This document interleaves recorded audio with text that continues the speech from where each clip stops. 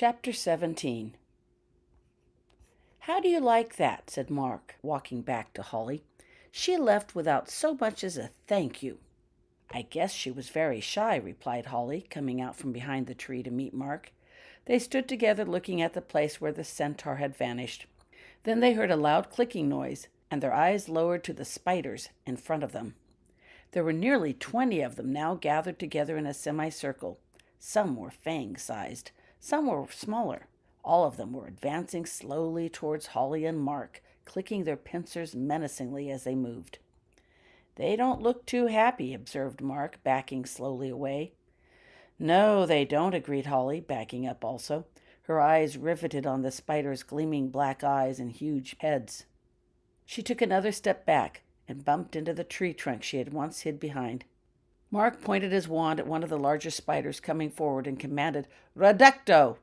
It immediately shrank to half its size, but it still continued forward. "Reducto!" cried Holly as well, shrinking another spider. But that did not slow their advance. "There's too many of them," Holly observed with a touch of worry in her voice. More spiders, both large and small, continued to join the group. Even at half their original size, the spiders were still intimidating. "I think we'd better get out of here," Mark yelled, turning. Holly turned with him, and the two started running as fast as they could through the forest. Behind them came the spiders, clicking their pincers menacingly. Mark and Holly scrambled through the underbrush, taking no heed of direction in their efforts to escape the spiders. The spiders followed easily, keeping pace while clicking their pincers loudly. Holly and Mark broke through the brush to a small clearing between the trees where the sunlight streamed through. Without pausing to rest, they headed to the other side with the spiders close behind. Suddenly, something swooped down from overhead. Sensing some movement above, out of the corner of their eyes, Holly and Mark ducked down, feeling something huge that was black with big wings and claws brush past them, grab a spider, and fly off.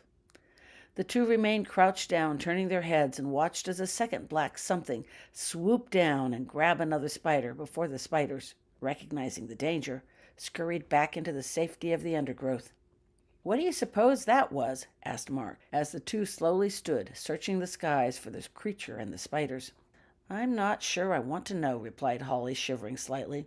They could only see two small specks getting even smaller while they watched, finally vanishing out of sight. "Come on," said Holly, "let's get out of here before whatever it is decides to come back out of the sky and grab one of us." "Sasha!" called out Holly, turning towards the direction from which they had come. "Where are you?" There was a slight rustle of leaves and branches, and Sasha leaped lightly out of a nearby tree, coming into view. She twined happily around Holly and Mark's legs, purring loudly. "Yes," said Holly to her cat, "I'm glad you're okay, too. Now, which way is it back to school?" Sasha promptly took off in a new direction, pausing at the edge of the clearing to make sure they were following.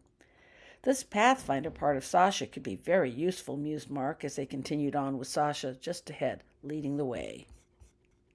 The two walked along for several minutes when Holly suddenly veered to one angle. "This way," she said to Mark as she walked. Sasha is headed over that way," pointed out Mark, looking at Holly. "Rather she was," he added, noting that Sasha had swerved to follow Holly. "I know," agreed Holly, "but Albus is over this way." "Albus?" queried Mark. "What's he doing out here?" "I don't know," replied Holly, but she could sense he wasn't feeling too happy. "That's why I thought I'd ask. Come on." They found Albus sitting, his back leaning against a tree on the edge of a small clearing that was totally covered over with leafy branches. "Hello, Albus," said Holly brightly when she and Mark entered the clearing. "What are you doing here?" Albus looked up at their arrival and then looked back at the empty space in the clearing. "Watching Thestrals, of course," he replied glumly. "Can't you tell?" "Really?" asked Mark, looking around with interest. "They're here? Where? What are they doing?" Albus pointed towards the far side of the clearing. "They're over there," he replied, "near the trees. 4 of them. They're just sort of standing there watching us. You kind of startled them when you arrived." "Oh," said Mark. He reached out an arm and began to advance slowly towards where Albus had indicated. "Do you think that I could, maybe touch one of them?" he inquired hesitantly as he moved. "I wouldn't try," advised Albus. "They're kind of shy, and you might scare them off if you came too near, and I don't have any meat left to tempt them to stay." "Oh," said Mark, disappointed. He stopped walking towards the Thestrals and instead went over to Albus and sat down next to him.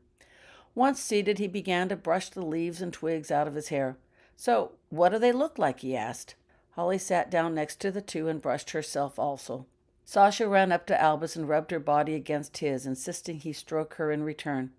I couldn't find any drawings or pictures of them anywhere, Mark added. Something about it being bad luck to portray them. They've got black skeleton-like bodies, white eyes, huge leathery wings, said Albus matter-of-factly, while absently petting Sasha. He suddenly turned to look at Mark. You actually believe me, don't you? He said wonderingly. Well, yeah, replied Mark. Holly told us you could see them, and she wouldn't lie. Too bad the rest of the school isn't like that, muttered Albus. The Slytherins are still convinced I'm trying to call attention to myself. They keep making jokes about it. And the Ravenclaws, well, they're too polite to actually say anything. But I've seen their looks, and I don't think it's just because I'm a Potter. What about the Gryffindors? Inquired Holly as she pulled out some rocks and twigs from underneath her, making the ground more comfortable to sit upon. Sasha immediately jumped onto Holly's lap and started kneading Holly's leg while purring loudly. They're not much better, replied Albus glumly. Half of them think I might be telling the truth, but they're not really sure. Then there's the group of them that are sure I'm nutters, just like my dad. Nutters, said Holly in surprise. She gently picked up Sasha's feet, stopping her from kneading, and turned the cat onto her back for a tummy rub. Sasha arched and stretched out happily. Really?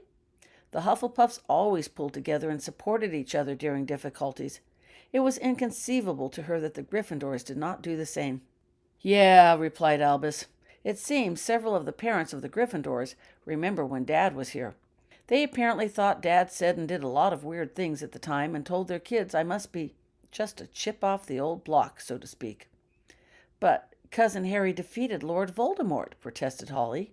Sure, agreed Albus, and they think he was pretty crazy, too.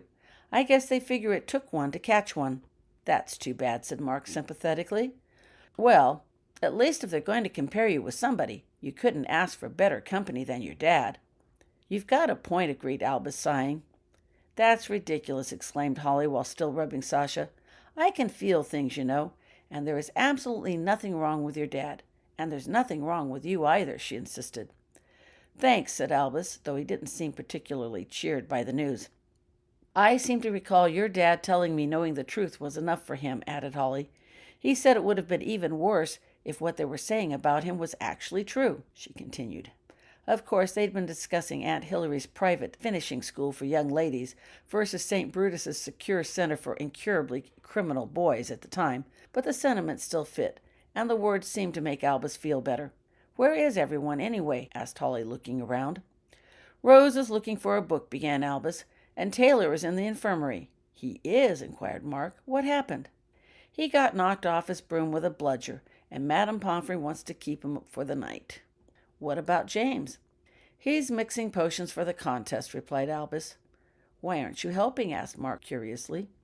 There was a long pause while Albus drew squiggles on the ground with a twig. He suggested it might be better if I took a break for a while, Albus finally muttered. He did? Prompted Holly, sensing a variety of emotions beneath the surface, indicating there was more to the story. I kind of blew up the potions room, confessed Albus finally. You did? Asked Mark, impressed. How did that happen? The potions room was rather sturdily built, with solid counters and shelves for mixing and storing. Well, it was an accident, really, began Albus. I bumped into this bottle, it tipped over and spilled into some other stuff, and the whole room kind of exploded. I was going to help clean up the mess, honest, continued Albus in a rush, but the explosion kind of ruined several long-term potions, just about finished, and the rest of the Gryffindors were pretty mad about that. James thought it might be wiser if I made myself scarce until they cooled off.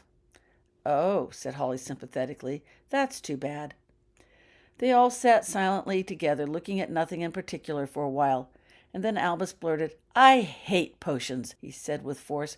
I try in that class, really I do. I'm not all that bad, he added defensively, but every time my potion is just a little bit off, Professor Slughorn rolls his eyes, sighs, and said, I expected so much more of you, Mr. Potter. And then the Slytherins all start to snigger, and I feel like such an idiot. Professor Slughorn is always talking in class about how great my dad and grandmum were in potions, he explained. That must be really rough, said Holly sympathetically. But, she added, at least he knows your name. Huh? Well, whenever I get a potion right, Holly said slowly, Professor Slughorn gets all dreamy and calls me Lily. I expect it's because he thinks I look a lot like her, your grandmum, Lily Potter, she explained softly. But it's like I'm not even there the rest of the time. I don't think you look a bit like Grandmum, said Albus staunchly, though in truth Holly did kind of resemble the photo he'd seen of his grandmum in the memorial. He hadn't seen a lot of photos of her from which to make comparisons. And as for getting your name wrong, Albus continued firmly, he probably does that sort of thing all the time. After all, Professor Slughorn must be terribly old to have taught Grandmum. Old people mix up names and forget stuff all the time. Albus found himself in the unique position of trying to defend the behavior of Professor Slughorn to make someone else feel better. It somehow helped to diminish the magnitude of his own worries. A sudden movement and a crunch of twigs caused everyone to look up in time to see Fang come bouncing through the clearing. He skidded to a stop in front of Albus and planted a slobbery wet kiss on Albus's face. Sasha headed straight up the tree, digging her claws into Holly's shoulder, neck, and head as she went. "Down, Fang, down," protested Albus, pushing Fang's head away from his face. "There you are," came the booming voice of Hagrid as he came into the clearing, followed by a worried-looking Becky. All three students hastily stood up. "Miss Smith was worried about you when you didn't come back by dinner time." Holly suddenly realized that the dark shadows overhead hadn't just been the shade of the trees, but that of dusk. "We're sorry," apologized Holly, brushing herself off. "We just sort of got to talking and kind of forgot the time." "Yeah," agreed Mark and Albus, brushing the dirt off their clothes too. "Sorry about that." "Now that you mention it," added Mark, "I am kind of hungry, so I guess we'd best be going." "Come along then," said Hagrid, turning around and motioning them to follow him. The four, Becky included, trooped along behind Hagrid. "Sasha just took off about 10 minutes after you left," said Becky while they walked. "I couldn't stop her. I called out to you, but I guess you didn't hear. I thought you'd be back much sooner as you couldn't conduct the experiment anymore. But you weren't. So what took you so long?" "Sasha pulled a fast one on us," said Holly, explaining. "She never caught up with us, but instead followed along behind. So I didn't realize she wasn't with you until much later. By then, we were pretty deep into the forest and had to work our way back out." She'd tell Becky about the centaur and the spiders later when they were alone. The four bid Hagrid goodbye when they reached his hut and then continued on to the castle. They reached the great hall just as dinner was ending. James noted Albus's arrival with relief, rising from his place at the table and walking over to greet them. "There you are," he said to Albus when he neared. "I've been looking all over for you. Hello, Cuz, Becky, Mark," he added, acknowledging their presence. They nodded. "Sorry I snapped at you earlier," James continued, apologizing to Albus. "I've something to show you when you finish eating. Rose found the book." Albus brightened considerably. "She did?" he asked eagerly. "That's terrific. I can't wait to see it." He turned to Holly, Mark, and Becky. I've got to be going now," Albus told them. "Thanks ever for the company and conversation." "No problem," replied Holly. "See you later," said Mark. Albus went off with James to their table, while Holly and her friends made their way to the Hufflepuff table for dinner. "She's out there again," commented Holly while gazing towards the forest. "Really?" asked Mark. "Where?" "Just behind that clump of trees," said Holly, nodding in one direction with her head, but not pointing. "She wants something, but I'm not sure what. The emotions are rather confusing." Holly and her friends were taking advantage of the warmer weather and had been spending their afternoon time after class outside Hagrid's hut. All three of them could do their homework, while Sasha hunted the ground creatures coming out of hibernation, and Holly officially practiced selective blocking. Actually, having no idea what to do for selective blocking, Holly just did her homework while unblocked and tried unsuccessfully to ignore nearby emotions. For the past 2 days, Holly had noticed an extra emotion lingering nearby, hidden in the forest. She recognized it as that of the centaur they had rescued last week. "What are you talking about?" asked Becky, coming to join the two. She had just finished her potions homework and had stood to stretch a bit. "She's back," said Mark to Becky. "Really?" asked Becky as she eagerly scanned the forest. "I don't see her." Becky had been sorry to have not been able to help with the centaur rescue the last week, but didn't regret missing the spider part of their adventures. "She's hiding just behind the trees, of course," said Holly. "I wonder what she's doing out there," said Mark. "Why don't we ask her?" replied Becky, heading towards the forest. Stop, protested Holly, grabbing Becky's arm and pulling her to a stop. You can't do that. She'll run off. Maybe, maybe not, said Becky. Who's to say she hasn't been hanging around out there for 3 days waiting for a chance to talk with us? If she wanted to talk with us, began Mark, she could have come out any time. We've been on our own pretty much the whole time. True, agreed Becky, but maybe she doesn't like to be out in the open. Maybe she's just curious, suggested Holly. That what you read from her emotions? Inquired Becky. A little, maybe, some. Okay, I really don't know what I'm feeling. Centaur emotions are a bit different from humans. So let's find out, insisted Becky. She looked around the outside of the hut and seized a huge basket. Tell you what, she said, placing the basket handle over her arm. I think this would be the perfect time to go mushroom hunting for herbology, don't you? It would give us an extra excuse to enter the forest and walk around. Then we won't feel so stupid if she runs off. Sounds like a good idea to me, said Mark, grabbing his own basket. So Holly pulled out another huge bone from her bag and tossed it to Fang to keep him busy, and the three headed over to the forest edge near where Holly had been sensing the centaur. Without any further ado, while loudly talking about mushrooms, the three entered the forest. They walked around for about 10 minutes examining mushrooms, but not actually collecting them, before selecting a fallen branch, courtesy of Cuddles, the spitting monitor lizard from last year, and sitting down. The group fell silent, looking at each other while wondering what to do next. Finally, Holly spoke loudly out to the centaur that she knew was hidden nearby. "Hello?" she asked. "I know you're there." Holly had felt a sense of relief from the centaur when they had headed towards the forest, so maybe Becky was right about her wanting to meet them, or at least get a closer look. "Did you want to see us?" she asked. "It's okay," added Becky encouragingly. "We won't hurt you." Now they could only sit and wait. After a while, there was a soft rustle of branches and leaves. Everyone turned to look at the source. A head and upper body attached to a small pony-sized palomino body came into view. The centaur's head and body looked young, maybe about Holly's age or younger, but she couldn't tell for sure. How did one determine the age of centaurs? Mark started to stand at her arrival, but the centaur immediately began to back out of view, so he hastily sat back down, and the three remained seated. The centaur remained in place, watching them warily. She had wide, deep blue eyes with long, flowing white blonde hair. Some sort of a tunic made of brown oak leaves covered her upper body. Hello," said Holly softly. "My name is Holly. These are my friends, Mark and Becky. What's your name?"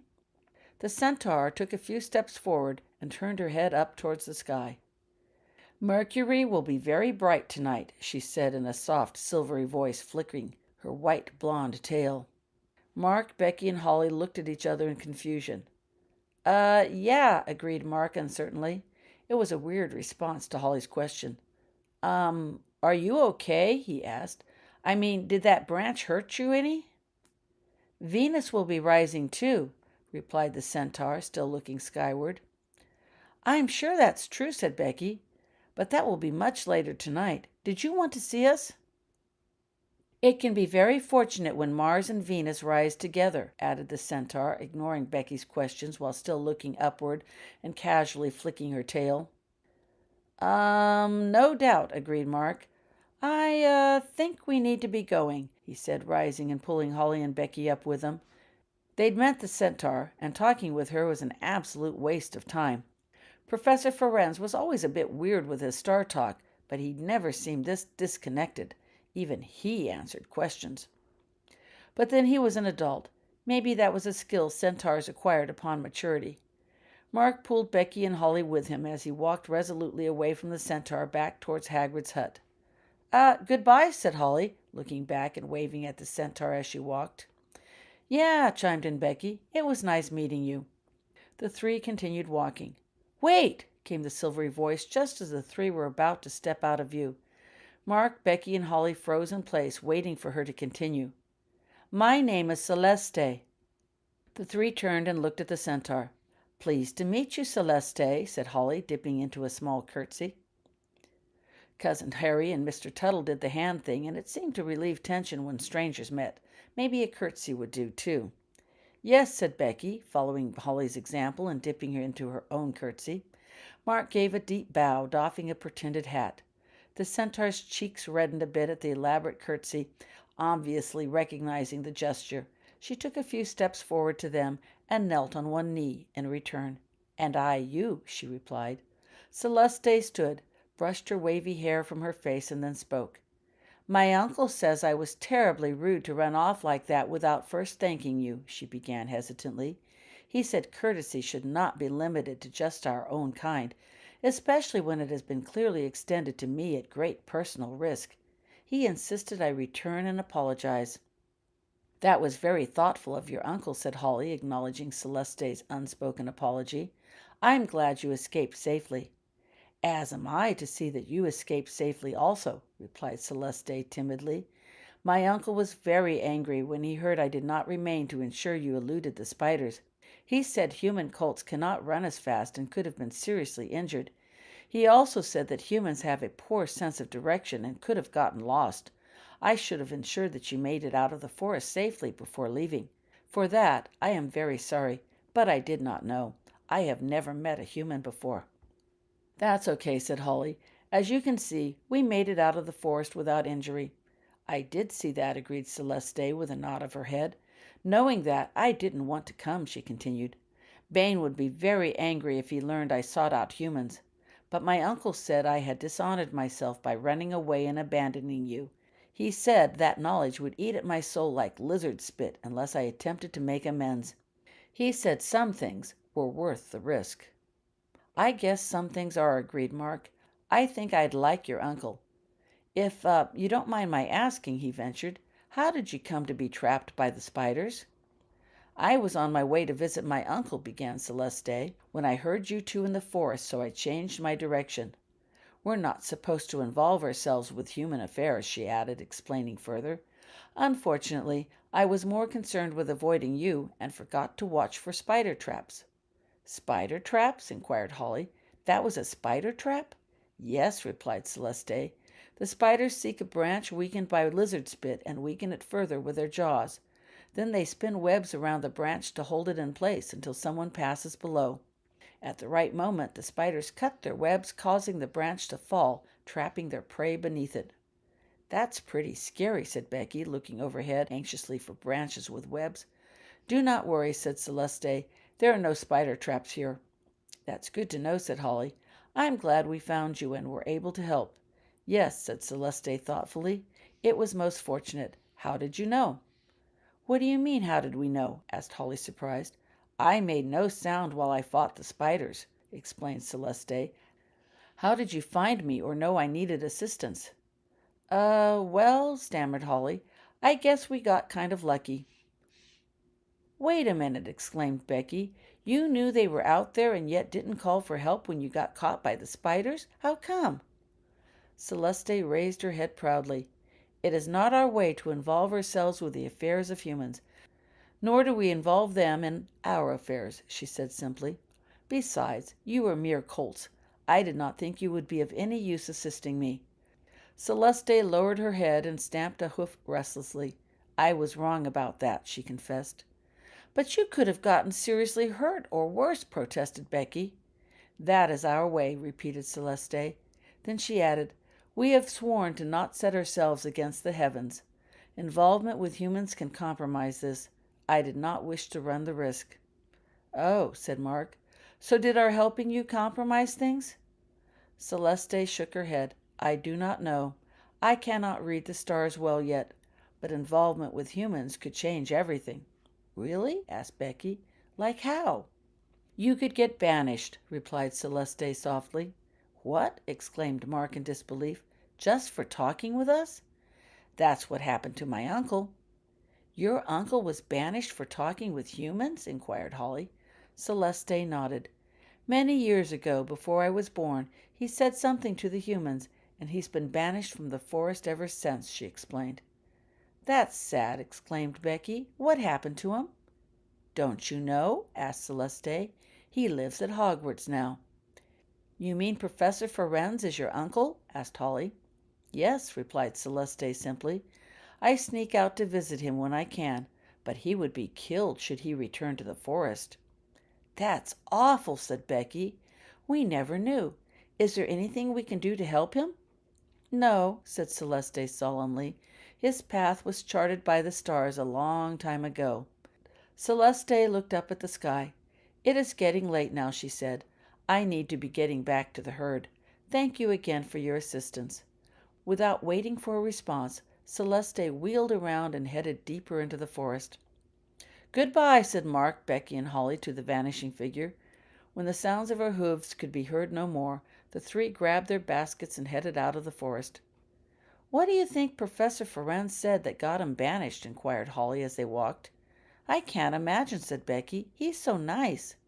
"Professor Ferenz taught my parents," said Mark, "so he's been here a while. It must have happened ages ago. Maybe it had something to do with you-know-who." "Should we ask him?" inquired Becky. "No," said Holly. "It's none of our business, and I don't expect the story is anything he would want to share with us. Celeste was telling the truth when she said there was nothing we could do about it, or at least that's what she believes. Our asking would probably cause him a lot of unpleasant memories. It can't have been nice to have been banished." They reached Hagrid's hut, gathered their things, and made their way to the castle. Talk turned to dinner and evening plans, but Holly couldn't get Professor Ferenz out of her head. It didn't seem right for someone to be banished from his home. Holly remembered how Professor Ferenz had said she had eyes like her cousin when she first met him last year. Professor Ferenz clearly knew Cousin Harry. Surely Cousin Harry knew him too. Perhaps she could ask Cousin Harry if there was some way to help him.